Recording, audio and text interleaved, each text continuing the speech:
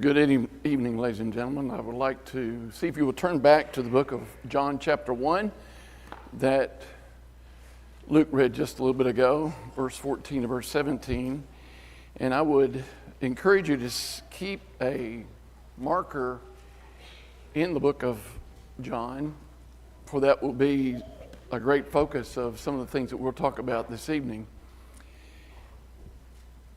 When we discussed this morning that Jesus is one that is full of grace, then I want to add to that by looking at the same passage where it discusses in verse 14 that Jesus is also full of truth.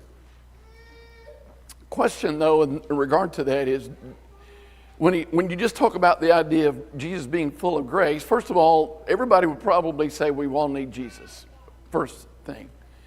And then the second thing they might say, well, we all need grace.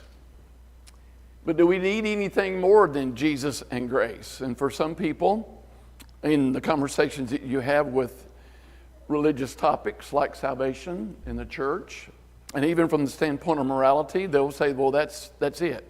That will be all we'll need, Jesus and grace. But now we've come to find out, though, that there are a lot of people who are looking for truth. And there's a great search for it. There is a means by which people are trying to figure out where the truth is, who has the truth, what is the truth, and that way that gives them some real good direction because they want to make sure they're doing the right thing.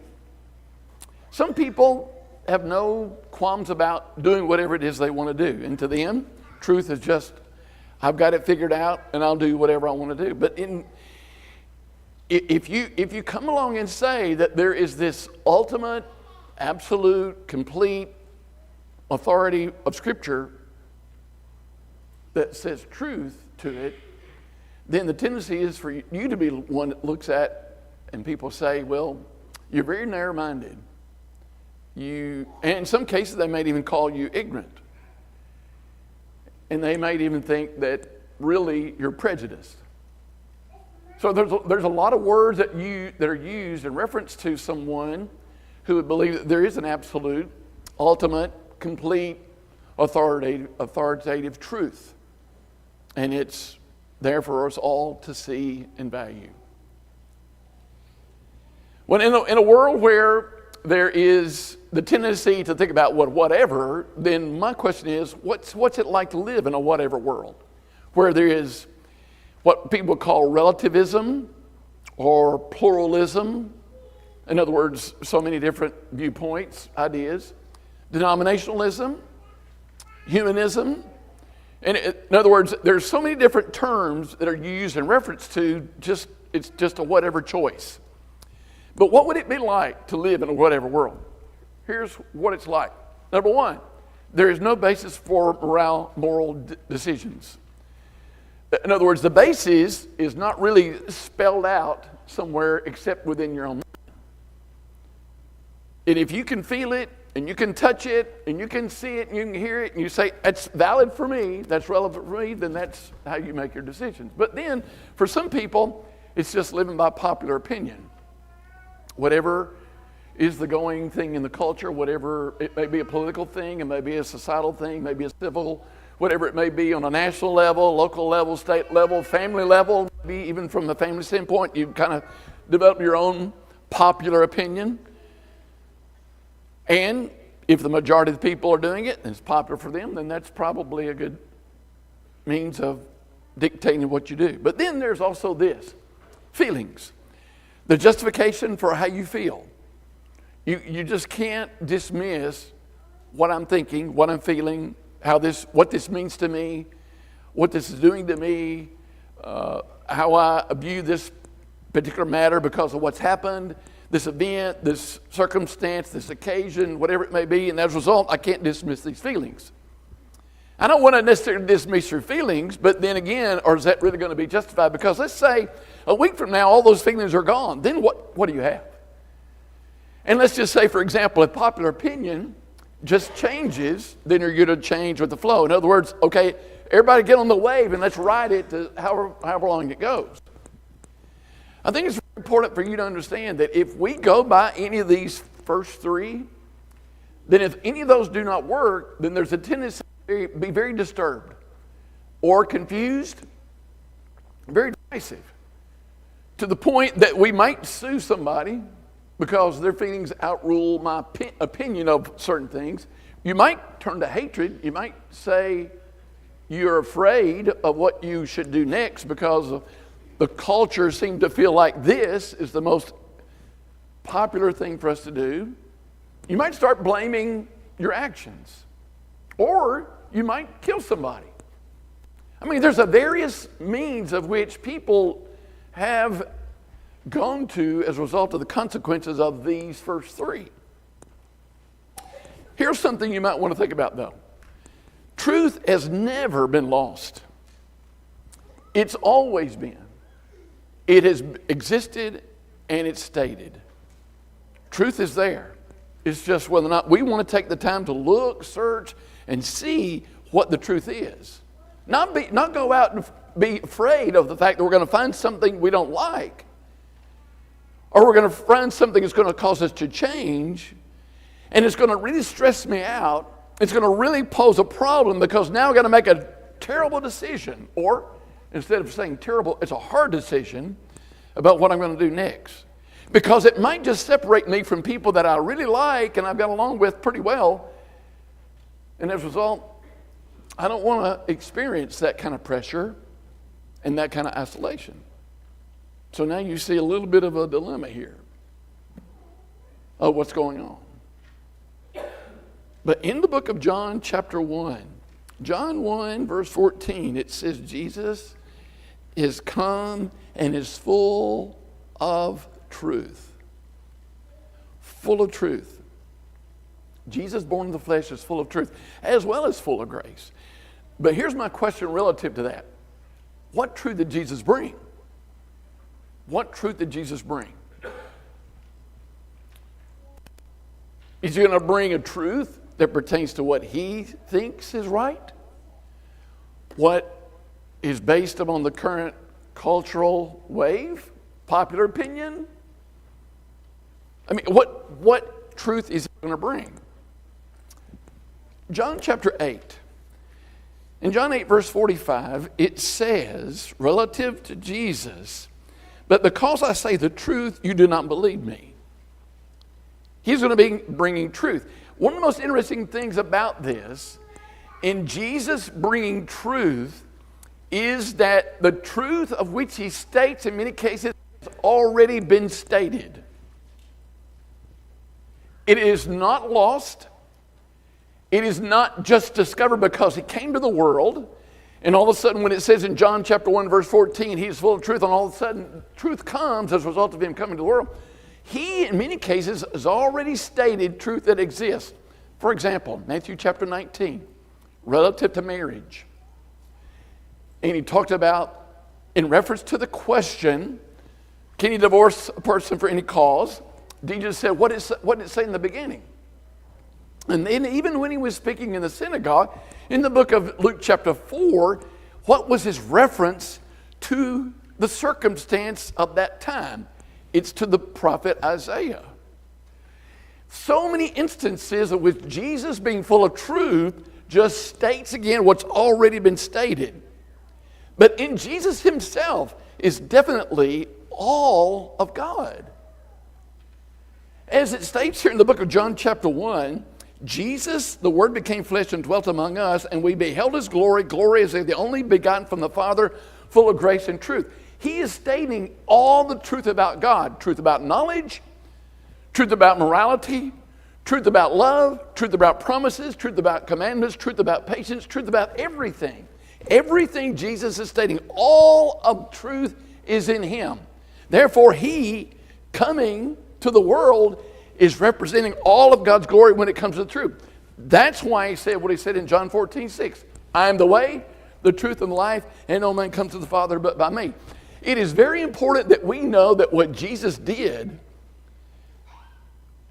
by being all truth is stating what sin is. He brings us the truth about sin and the redemption of that sin and our submission to his words in obedience. John chapter 8. Jesus brings up the idea of sin here. In verse 24, he talks about people dying in their sin in verse 21, which is a very, very serious dilemma that anybody would be faced with.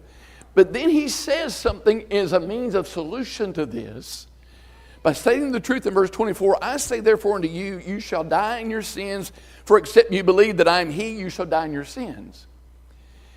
He, being the one of all truth, speaks the idea of truth, of people living in it, and saying, if you don't believe in me, you're going to stay there.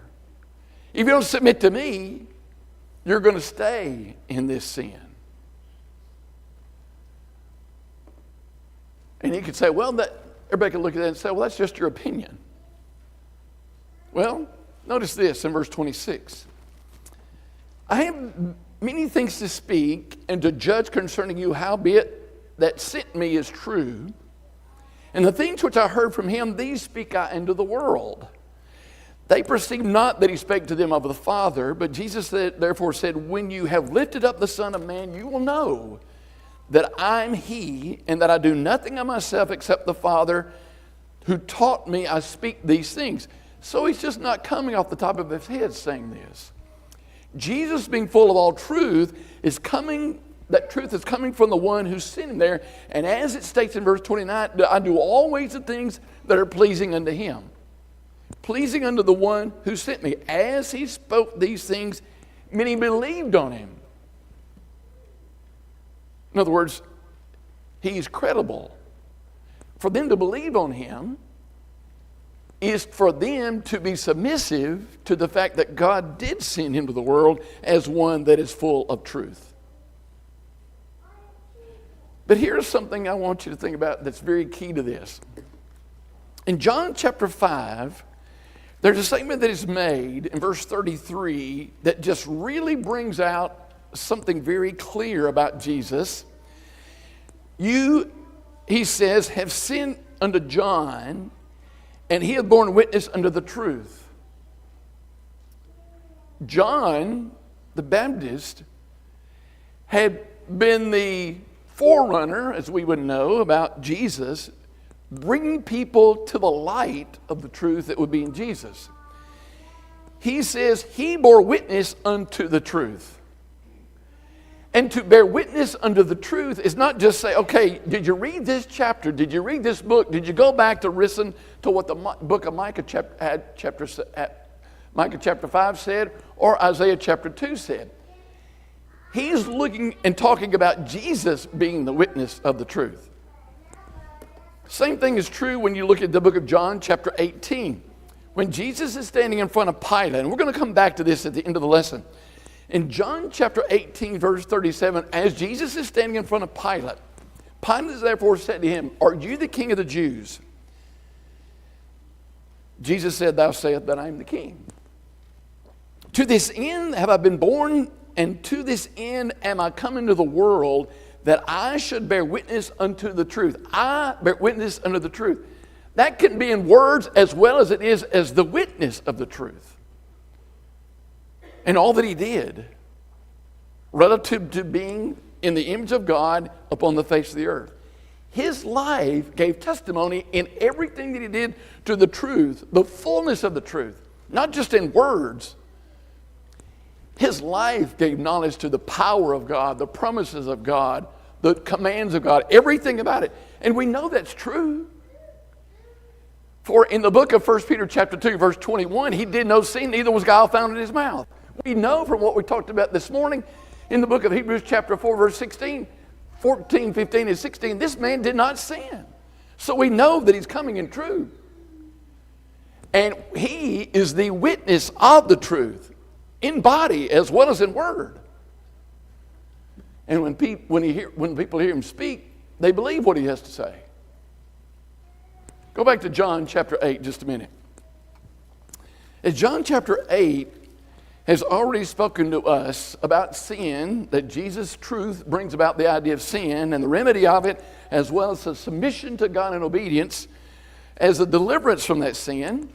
And Jesus' credibility to that truth is that he got it from the Father. Then notice this in verse 31.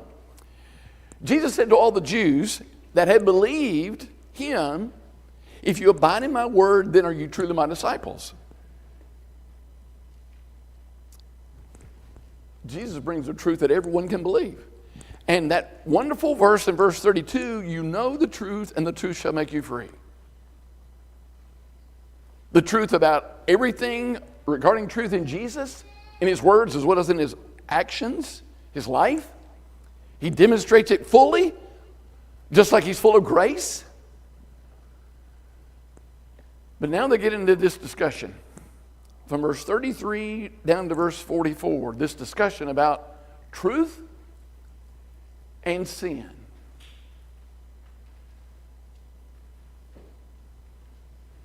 And the thing that Jesus points out in verse 44 is key to this whole thing by saying, you are of your father, the devil, and the lust of your father, it is your will to do. He's a murderer from the beginning and stands not in the truth because there's no truth in him.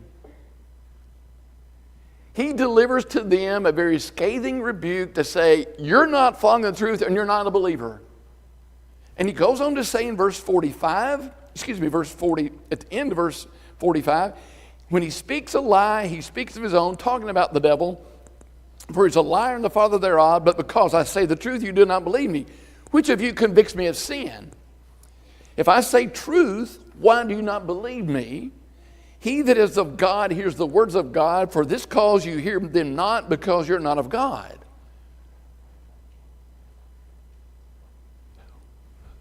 What's the origin of Jesus? If John 1 is true, believe it is, he's coming from God, which makes him in verse 14 of John 1 full of grace and truth. And he says here in this case with the Jews, he says, he that is of God hears the words of God, for this cause you hear them not, because you're not of God. You're not a believer in God, no more than you're a believer of me.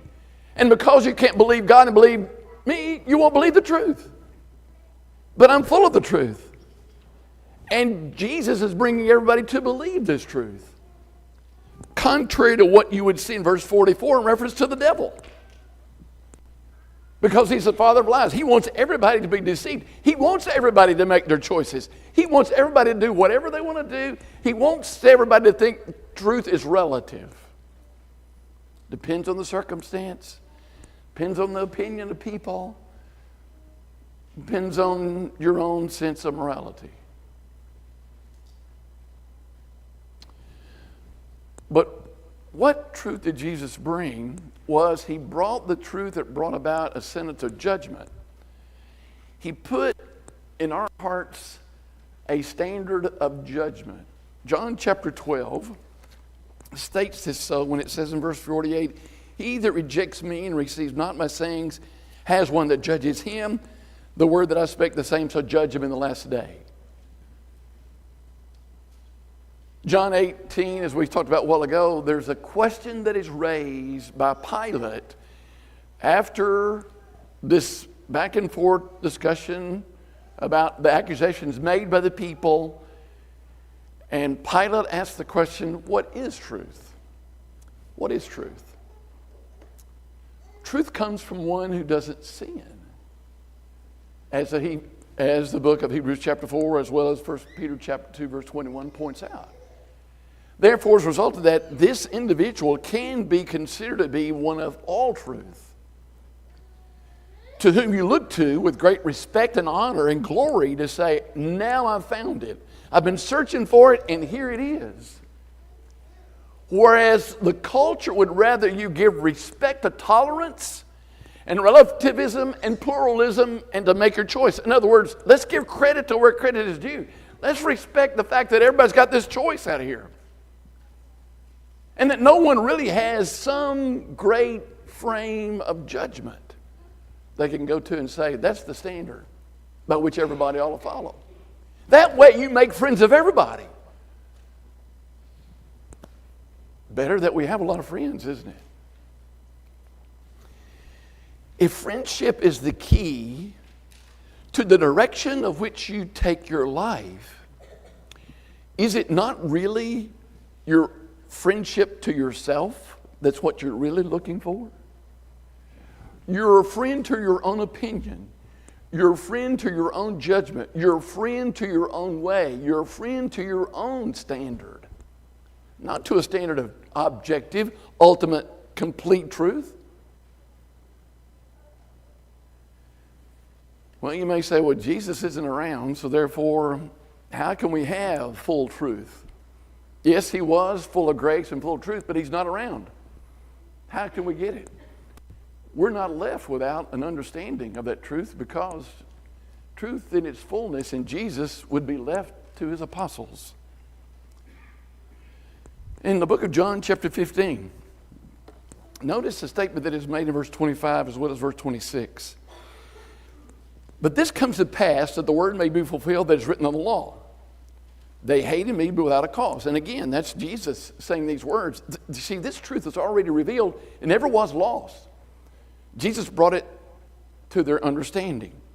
In verse 26, when the Comforter is come, who I will send unto you from the Father, even the Spirit of truth, which proceeds from the Father, he shall bear witness of me.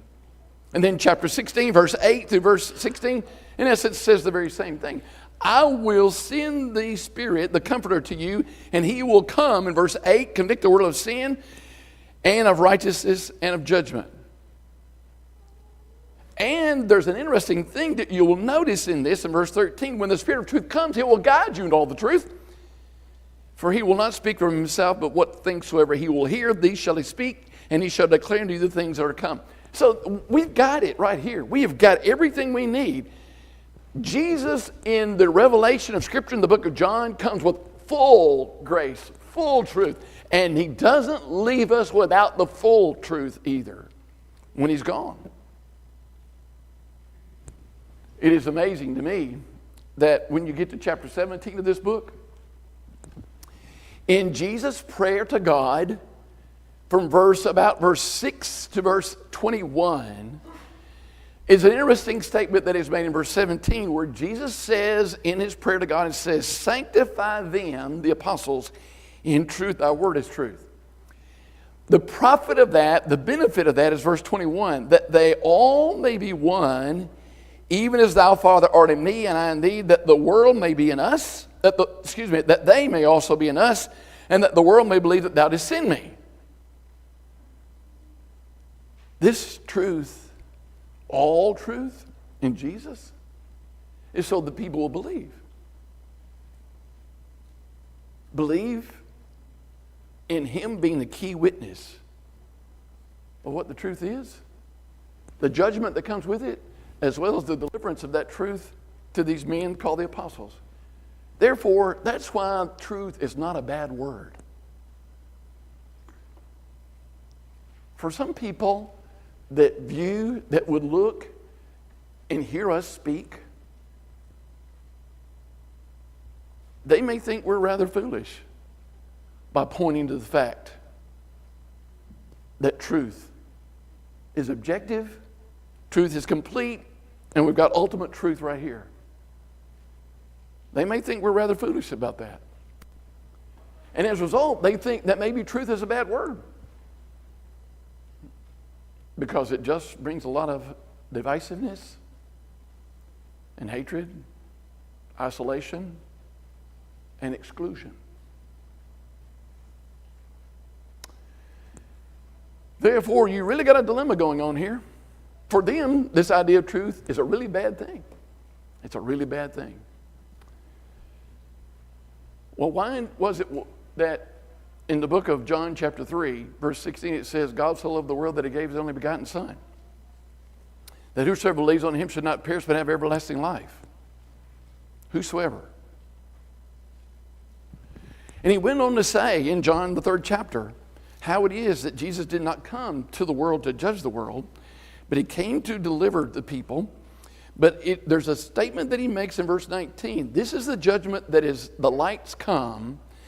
And since the lights come to the world, there are men who will love the darkness rather than the light, for their works were evil. That's why the truth is bad. For there's an illumination placed upon the evil, the corruption, the wickedness, and the sin. And the consequences are verse 21. Everyone that does evil hates the light and comes not to the light, lest his work should be reproved. There's where truth is a bad word. Because it shows and exposes the light. That's why it's bad. But now for the person that's looking to be a disciple of Christ, according to Acts chapter 17, verse 11, the Bereans, they want to know more about this truth. They want to make sure that what they're hearing is absolutely the truth.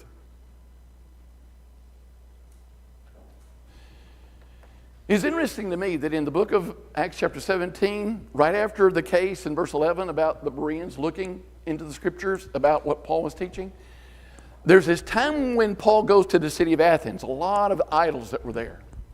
And there happened to be this inscription to an unknown God.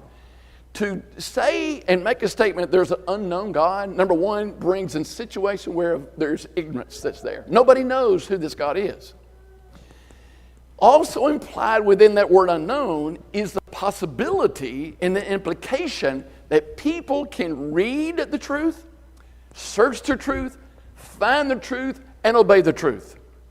When there is unknown, it may deliver the sense of ignorance and people don't know what the truth is, but when they search it and they read it, they will know and they will understand. Because with this truth and Jesus being the fullness of coming, it's just like I read a while ago in John 17, it's to bring everybody to believe in God. The God. And do you know that in the book of Acts chapter 17, when Paul started talking about this unknown God, the light came on upon the darkness of their idolatry. And those that were wanting the truth, wanted to hear more, obeyed, and mocked. You got various consequences to the truth. Since there are people that mock the truth, do you just back away from it and say, well, we need to come to a better understanding here so that everybody will believe? No, you come right back to the truth so that those people that are mocking it, ridiculing it, and are insulted by it will come to the full understanding that there's fullness in Jesus. And do you know from whom that will come? You and me. You and I. Just like the fullness of truth came in Jesus Christ as bearing witness of the truth, you and I, through our words as well as our life, bear witness to the truth. Should. That's why Matthew chapter 10 says, confess Jesus. When you confess Jesus, you are confessing all truth in Him as the means of salvation. And please know, the opposite is true in the same passage. If you deny Jesus, you deny the truth, you deny all truth, and then there's condemnation. In the book of 2 Corinthians chapter 13, in 2 Corinthians 13, we are given the opportunity, commanded and exhorted, to be ones who will try ourselves. And here's the reason. Try yourselves whether you're in the faith and prove your own selves. Do you not know as to your own selves that Jesus Christ is in you? Unless you be reprobate. We are the full witnesses of truth. We try ourselves to see if what we're doing is following the truth. And through our life, we are the key witness to the truth being something that people can follow. We give credibility and consistency and steadfastness to the truth. We give the truth in our life about promises of God, about marriage, about love, about knowledge, about wisdom. Anything moral, anything good, we are the witnesses of that, just like Jesus was. It could be said of us, just like Jesus, that we're full of truth. All truth. That's why we are told, when Paul ends the book of Philippians in chapter 4, verse 8, think on the things that are true. For he knows if you think on the things that are true, your life's going to demonstrate it.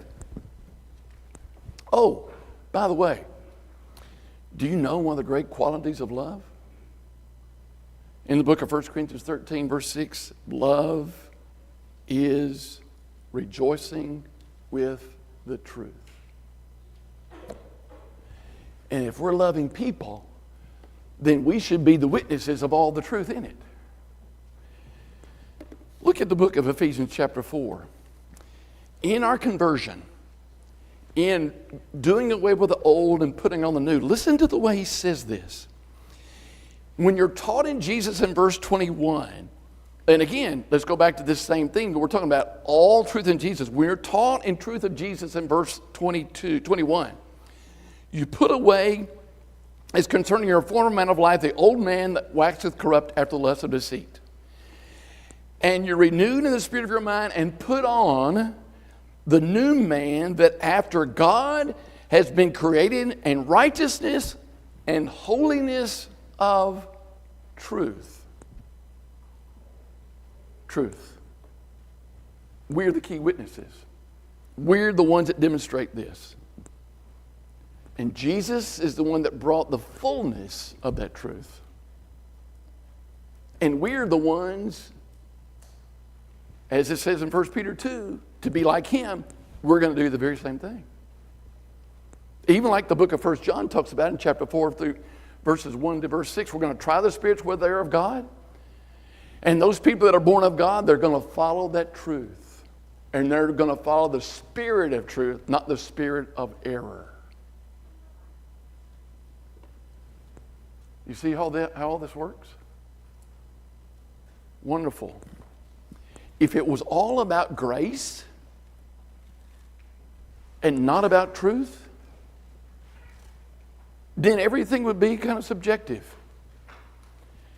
And it could very well lead to chaos and confusion and a lot of doubt and a lot of uncertainty.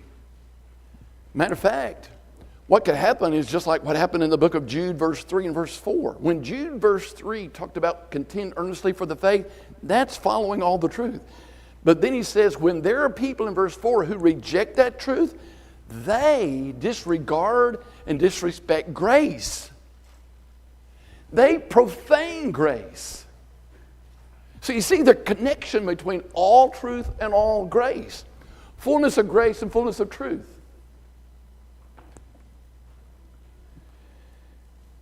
Let's just say, for example, though, you're one of these individuals that is just like Pilate. I'm going to end our lesson here in John chapter 18. You're just like Pilate. And you have the question, just like he asked, what is truth? What is truth? Now, you aren't dealing with truth being relative. You don't go to that extreme because you're not thinking on those terms. But then again, you don't think in terms of there being this objective, final, complete truth either. But you're in the middle, very much like Pilate is. And you just ask the question, what's truth? What is truth? You're kind of in the middle here. You're just kind of wandering around. You're just trying to figure it out. You don't go to either extreme. It's not relative. It's not pluralism. It's not up to your own. But it's not the objective, final truth either. So therefore, where do you stand? You're not anywhere in particular. And the thing is, no one, here's the interesting thing, no one can come along and accuse you of being judgmental, and no one can come along and contradict what you're believing because it's not relative either. It's not concrete. You just don't know. You just have no idea. You're just non-committed. You're just living out your life. Doing the best that you can. Pilate's doing the best that he can. Pilate is doing the best that he can to bring about some kind of judgment relative to this man who was presented to him as someone who is king of the Jews, number one, as well as all these other false accusations they made against him. He's not on the side of all the people think, well, he's a pretty decent fellow, let him go, he's okay. And he's not over here just saying, yes, he is the Christ either. So what is the truth?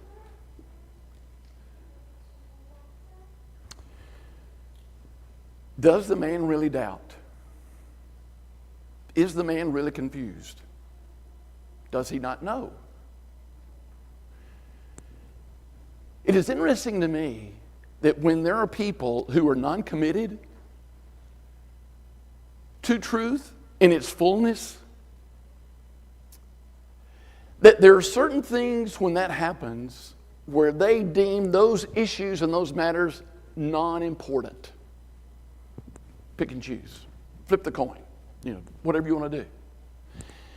But then when there are certain things that come up in life relative to moral things and to them personally, and a judgment is made against them, then that's when all doubt and all relativism goes out the window. And there's a definite matter of truth. Let me give you an example. For example, somebody comes along and they punch you in the nose. For whatever reason, they just punch you in the nose. At that moment, when you are offended, your rights are violated, you immediately deliver an absolute truth that what that person did is guilty of hurting me. Then that matter of where they punched you goes to the judge, and the judge looks at both of you and says, that person may have had every right to punch you because he lives in a land of freedom, and he could do that. So I'm not going to judge him based upon the fact that he could go ahead and punch you. Nor will I say that there's a particular matter that pertains to him not doing this. And if he renders this as a non-committed situation where you believe it's an absolute truth, you think the judge is crazy. Absolutely foolish to make a judgment or not make any judgment at all. And for you to put your absolute on his back makes you guilty. You can't do that. You can't put your absolute on the back of anybody.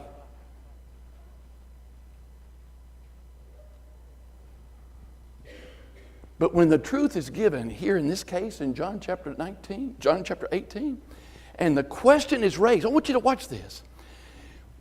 Immediately in the same verse when he asked the question, when he had said this, he went out again to the Jews and said to them, I find no crime in him. How could you say that, Pilate? You don't know what truth is. If you don't know the definition of truth, you can't say there's no crime in him. So Pilate knows he cannot be noncommittal. He cannot be relative. He cannot be objective. He knows what the truth is. To say that there's no crime in him says, I know the truth is in the fullness of Jesus. And folks, let me tell you, there are some people in this audience, and there's people all over the world that know all the truth, but they just don't follow it. They want to be non-committal. They want to be relative. They want to be pluralistic. They want to do whatever they want to do at any given time, rather than following the objective truth where Jesus, I love Jesus now. Wait, don't get me wrong. But is Jesus all truth, or is he non-committal? Is he relative, or is he objective? The truth is God's will. Jesus was not born to be hidden in a secret corner to say, I'm going to give them to these people something they need, and I'm going to let it be on the cross. I'm not going to say anything else about it until that time. He was talking about all truth from the day he was born, from the day he came into the world. He was full of it, just like he was full of grace. You and I need grace. You and I need truth. You and I need Jesus Christ, the Son of God. If you need him, we're here to help you be obedient to him. See what we can do for you as we sing this song together.